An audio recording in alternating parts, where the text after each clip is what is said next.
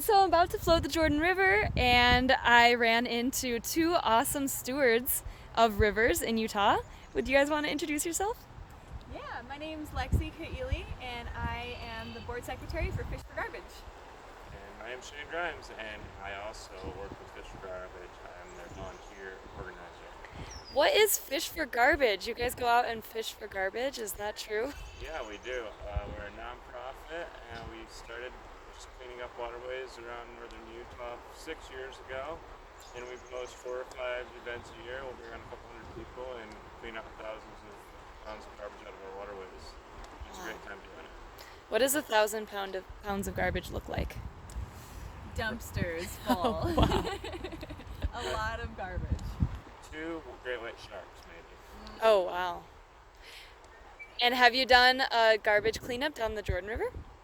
We have not yet, so sadly we were very, very excited to do a cleanup this year, but we postponed that, so hopefully we're able to do one a little later this year, but we would definitely love to focus on the Jordan. It's just such a great resource, especially in our urban area, and the fact that it connects so many different cities and towns together. We would love to be a part of being stewards of it and helping people understand that it's such a beautiful resource we have, and it's our responsibility to keep it clean. Yeah, that's awesome. What does it mean to be a steward of a river? In my mind, when I go out in a waterway or an open space, I just want to make it better than when I got there. For so many years, we used the leave no trace principle, where when we go somewhere, we don't want to leave our stuff, but I think we need to maybe take it one step farther and when we go out, putting something out, because if all of us, people who are in the outdoors or care about nature, just pick up one piece of trash every time we went out, it would make such a huge impact. I mean, if we all combined forces, we could take thousands of pounds of garbage out of any place every day, whether it's on a waterway like this or in our own community, just on your walk around the block with your dog. And I also think that, when we go to natural places like here, we're on the Jordan River Parkway. It's a beautiful place. It's a shared place for the community. Everyone's able to use this place for different types of recreation, whether you want to come to the park or you want to have a picnic or you want to bike or fish or kayak. But it's different when you start thinking about a place like this as all of ours. Like, we all have ownership over it. We all have the responsibility to take care of it.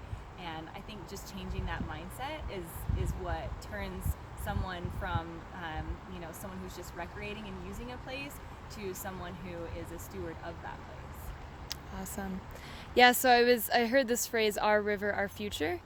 What does that mean to you, and how can my students get involved in that?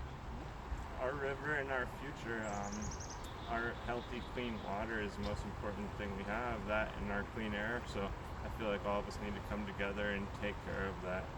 It's just so crucial and detrimental to our future, the future of all fish and wildlife, just to really embrace it and do what we can to make it better. I also think that it's easy to think of taking care of a natural place, like an outdoor space, as good for the environment and good for wildlife, but I think it's a lot easier I think it's a lot harder to remember that if we take care of places like this, they take care of us.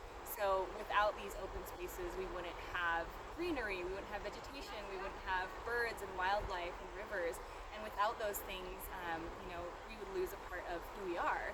And I think it's so important for us to think about those things now, because the decisions we make today will affect the future and the future people of this planet, and it's our responsibility to have a hand in that. Awesome. So, Shane, you're a big fisher person. Yep. What is your favorite fish to catch? I would say trout, brown trout, any sort of trout.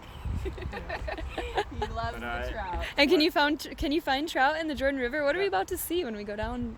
What do you think? There's going to be definitely a lot of carp. There's Yeah. white bass. There'll be ducks, geese, maybe a river otter or a lake. Ooh. Yeah, this place holds, actually from Canada down to Mexico, it's a huge migratory path. So thousands and thousands of different waterfowl come here on their path south every winter, and then in the spring they'll come back through on their way north. Awesome. And Lexi, do you have a favorite bird or other critter that you think we'll see? Yeah, so the one that we're hearing right now, I think is a red-winged blackbird. Ah. So they kind of make like a really screechy sound. It kind of sounds like they're yelling at you. That one. Ah. Those ones are my favorite because those are some of the first birds that you see in the spring, especially in like wetlands areas or areas around the river. And it's just a beautiful sight to see birds come out after hibernation. And they do migrate a little bit, but there's also some resident ones that stay in the area all season long. So yeah, it's just a good reminder that spring is coming and to look for all the other creatures that are coming back alive.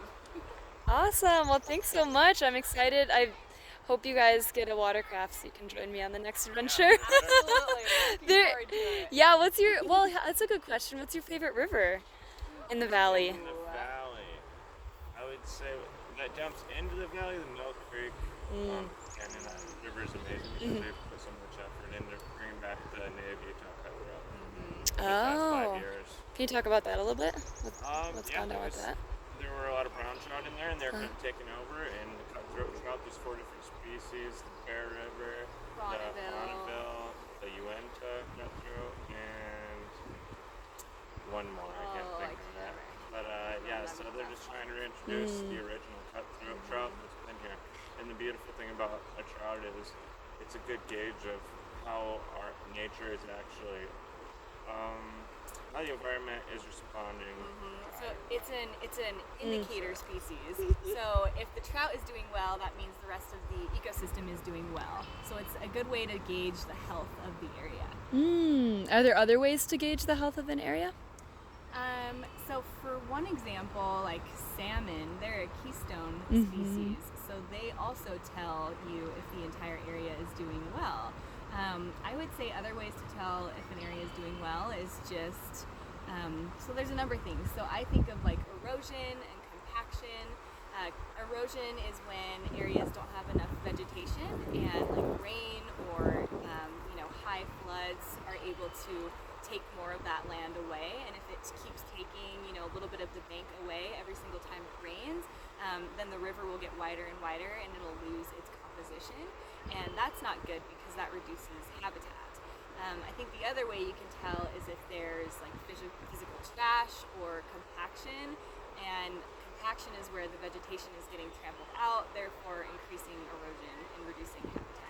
Also, Just some ways. macroinvertebrates. Yeah. You flip over a stone and you see the different creepy crawlies with the stone flying and they fly crawling around. If there isn't a lot of bug life, you're going to know that there's not going to be a lot of fish life because fish want food to eat. So yep. And it's all part of the ecosystem here, Yeah. right? All part of the food web. All interconnected. Yeah.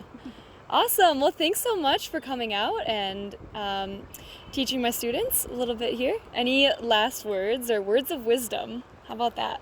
I would say take Imagine you're a 7th and 8th grade student who's watching this. Yeah, definitely. So take care of Mother Earth because nature is the most important thing. You might not realize it now, but step away from your computer or your phone and really listen to the silence and just take advantage of it because in the end, being out in nature is one of the most amazing things that we're blessed to be able to do in this world. And I would say it's a giant playground. I mean, if nature was taken away, where else could you go outside and yell at the top of your lungs and play in the dirt and play in the sand and, climb trees? I mean, without that, we would just have synthetic things like playgrounds. And there's nothing that can replace nature. You never know what you're going to find. You never know what you're going to learn. And there's so much that you can learn from it. And there's so much that you can give back to it to help it grow and continue to prosper. So I would just say really be grateful for, outdoors and being able to enjoy nature's playground. Awesome. Thank you so much.